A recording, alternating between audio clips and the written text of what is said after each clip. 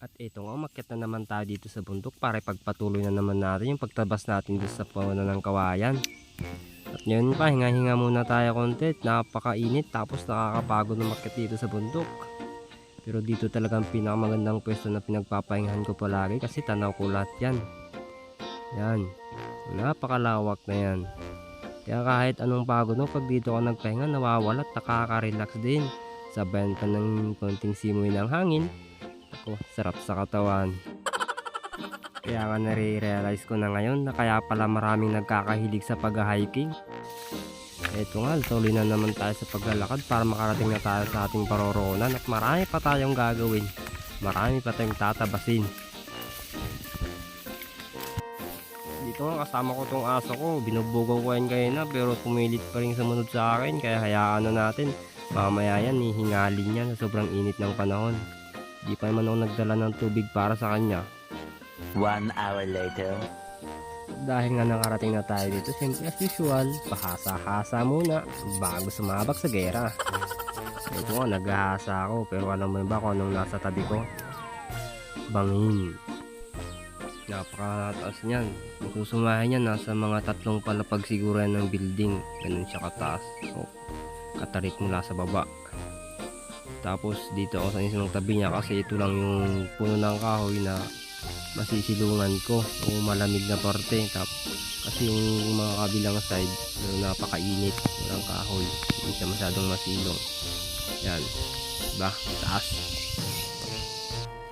Pagkatapos sa ating magtabas, eto na naman tayo, punta na naman tayo dito sa may sapa, kakain na naman na pananghalian. Pero dito tinitignan ko yung kamay ko, grabe, 2 araw ko pa lang yan pero sugat-sugat na yan ng talahib. Grabe, ang hapdi niyan nung nabasa sa tubig kanina. Yan, ang sasakit. 2 kamay, parehas pa sila.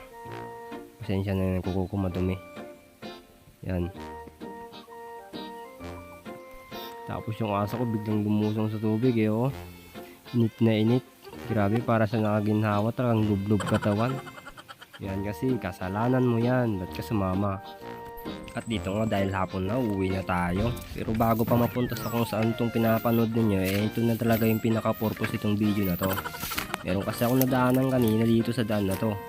Isang nauulam na dahon. Dahon ng punong kahoy na kung tawagin namin dito, ibon. Hindi ko lang alam kung anong tawag sa inyo pero ito siya oh. Yan, yun yung dahon niya. Yung bali talbos niyan, yan yung nauulam. Yan. Yan o, yan. Yung pinakamalambot ng mga dahon niya, yan yung nauulam. Kukuha tayo. Tapos mapakita ko sa inyo kung paano namin ito inuulam. O paano ko ito niluluto para ulamin. Sa inyo po ba, ano po bang tawag ninyo rito? Kulay puti yung kahoy niya, tapos pag season na mamumulaklak siya, may bulaklak siya na pahaba, mga 2 inches. Nakakain din yun.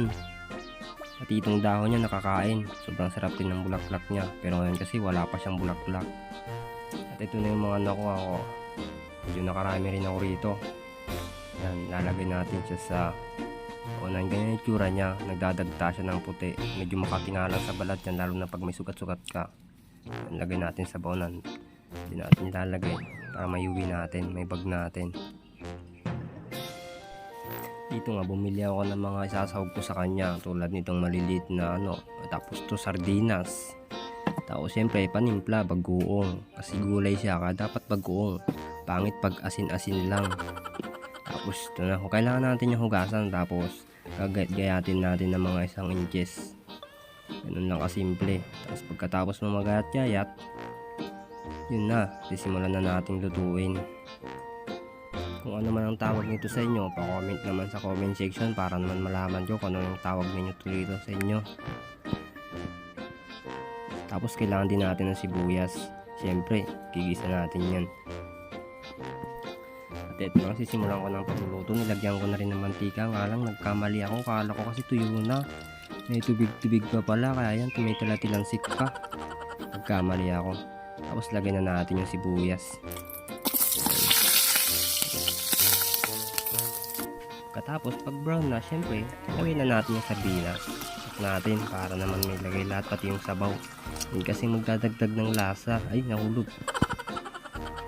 Siyempre, huwag na natin patagalin. Taglay na natin itong malilit na hipon. Kung naman tawag dyan. Hindi kasi alam mo nang tawag dyan. Comment nyo na rin. Tapos nailagay ko na nga lahat. Kaya yan, lalagay ko na rin pati yung dahon bago pa matutong. Para siguradong maluto na. Hindi naman kailangang pabusisi o kailangan sunod-sunod. Importante magkakasahog. Wala namang mauunang maluluto dyan. Ang kailangan lang namang natin lutuin dyan yung mismong dahon. Kailangan lang natin dito mapalambot yung dahon. Siyempre lalagyan na rin natin ng pampalasa bagoong. At tapos bitchin. Yun ang the best na combination. Yan. Tapos papakuluan na lang natin yan. Kailangan na lang natin takpan. Ayo nga pala, bago ko makalimutan, lagyan nyo ng tubig kasi hindi nagtutubig yan. Kailangan yan pinapakuluan. Tapos bago nyo takpan, pasensya na, maraming langaw kasi yung poultry namin malapit dito sa amin, nag-harvest na naman, napakarami na namang langaw, nagiging perwisyo na naman sila. Ay ano ba yan? Tapos hintayin kumulo-kulo tulad yan. Tapos kumulo-kulo, pwede na yan, basta tansya nyo, malambot na yung dahon, pwede nang ulamin yan. Sobrang sarap niyan, promise. Maniwala kayo sa akin. Ang tawag namin dyan, bungon. Maraming klase ng luto dyan. May sinabawan, may binagungan lang na walang sahog. Pero trip ko kasi yung may sahog kasi mas malasa. Yun lang, thank you.